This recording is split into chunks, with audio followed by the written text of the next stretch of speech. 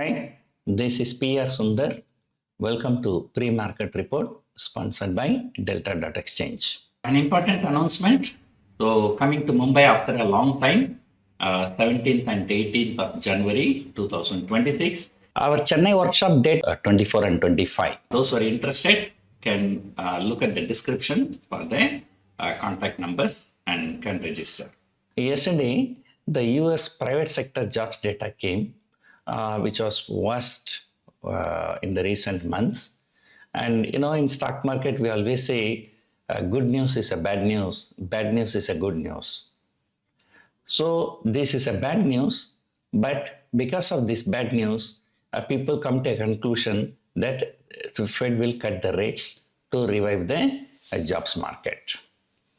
So, it's always crying baby only gets the chocolate. So now the economy is bad.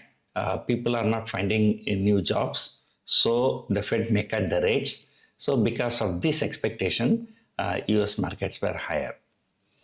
But for the last few days, US markets are just consolidating.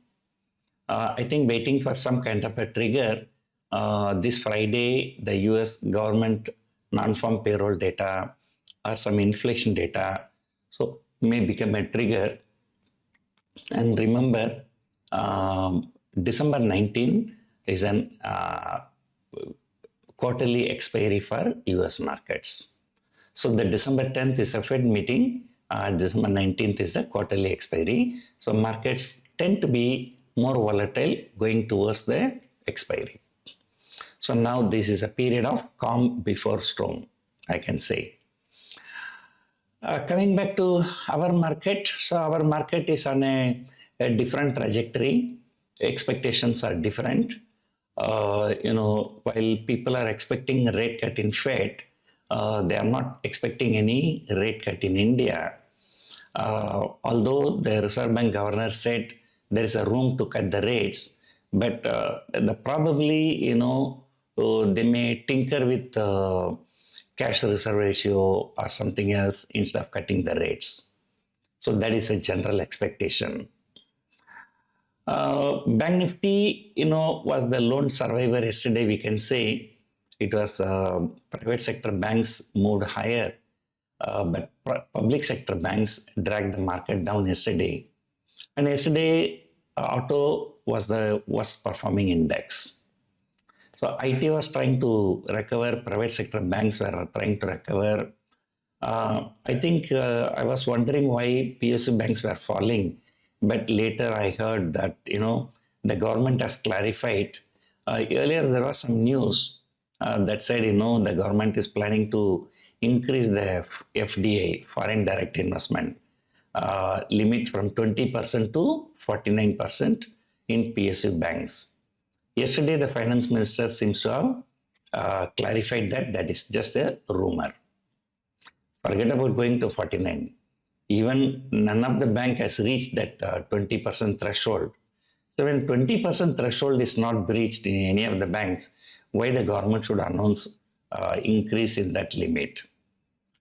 Last few weeks, as I told you yesterday, it's all like lots of rumors. These operators, like State Bank of India is doing so excellently well. It's inching towards 1,000 rupees. So people, operators come and do some kind of a fake news or source-based news. They move the market in their favor, either upside or downside. So yesterday, it was the turn of media channels to say, SEBI is looking into some consultation paper. They want to link F&O trading with the cash market.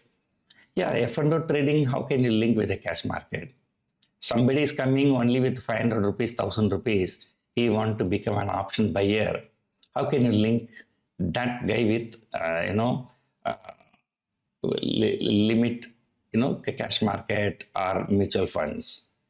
And then once you say, if somebody is having at least 10 lakh rupees in mutual funds or cash market, only allowed to trade in F&O, that to a maximum of 10 lakh or 20 lakh, something like that, then all these marginal players will be out. If all these marginal players are out, I can tell you Indian stock market will be dead. You need a gamblers to run the casino. You need the, speculators to run the horse race or lottery ticket. And the same way you need the smaller marginal, gamblers or, people to run the, market. So if everybody stop smoking, who is going to buy the cigarette? Cigarette company will have to die. So if every option buyer is given this kind of a restriction, if they are all out, then who is going to buy the option? When nobody is buying the option, how the options market can function? So if the option market dies, automatically cash market will also die over a period of time. And then when I say mean to die means, like there will be no activity, right? So that's something like, prior to year 2000, how was our market? So the market will go like that. So that is totally against the global trend. That is totally irrational market. I do not know the people who are involved in this discussion. They know the consequences of these kind of measures. So anyway, we will wait and see, right? So what is going to happen? So the government policies can change, they can make on policy and they find that the consequences are really very bad, unintentional consequences are coming, then they might change the policy also. But that meanwhile, that period may bring a lot of volatility to the markets. In the last 1 year, the worst performing market in the world is Indian market. The worst performing currency is Indian rupees, right? And then, during this kind of time, SEBI is planning this kind of, big changes, that's actually not good for the markets. So anyway, so that is a part and parcel of the life for India, right? The government intervention, without any rational, right? One day they say weekly options, yes. The next day they say no weekly option. Next day they say only one weekly option. Next day they may say one weekly option per exchange, So especially the last 2 to 3 years, the biggest risk for the market, was the SEBI. So many changes, so many policies keep on changing. A change is the only constant that we can understand. But what kind of change? So, is there any meaningful change associated? And US market and all, they have everyday expiry. They have no problem. So why India is so much against everyday expiry, right? So US markets are functioning very well for the past many decades, right? They have everyday expiry. If the people are losing, where the people, like by smoking, people are not losing, then they can ban smoking. And by drinking also people lose, so they can ban, right? So that is not a government functions. The government's job is to give a good education, right? So that people choose between right and wrong. If they choose wrong, it is their problem. So that is how a government should function. So anyway, so the pre-market is getting more philosophical, right? GIFT Nifty is indicating slightly lower, I think about 30, 40 point lower opening, and 5 days of red candle, 4 days of continuous fall. And today, we have to see whether it's going to be a red candle, but in a way, gap down is good so that, at least we can avoid the red candle. Remember, sometime late September, it was a continuous 9 red candle. Market bottomed out and then shot up. Now also looks like, after testing the all-time high, we are continuously falling. So 5th red candle, normal market, maximum 4 to 5 red candle only. So market should recover, should close positive today. Otherwise, it's going to be very bad. So yesterday, first time Nifty closed below 26,000. So as I told you earlier, 25,850 is the support. That is the low of the first trading session in this series.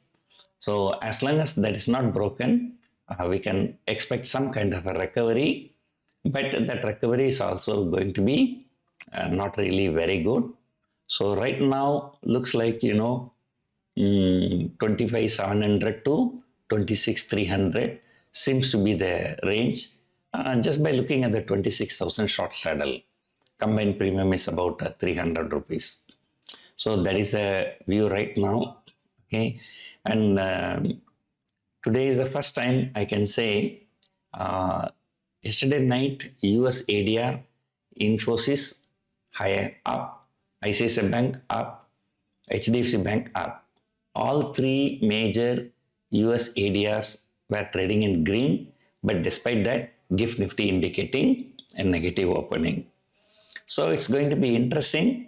Moreover, today is a Sensex expiry, so market can be volatile, right? So let us see where the market is going to go. Having said that, today 25,850 is a support, and resistance may be like 26 to 200. So let us see what's going to happen. Hope you enjoyed watching this video. Thank you for watching.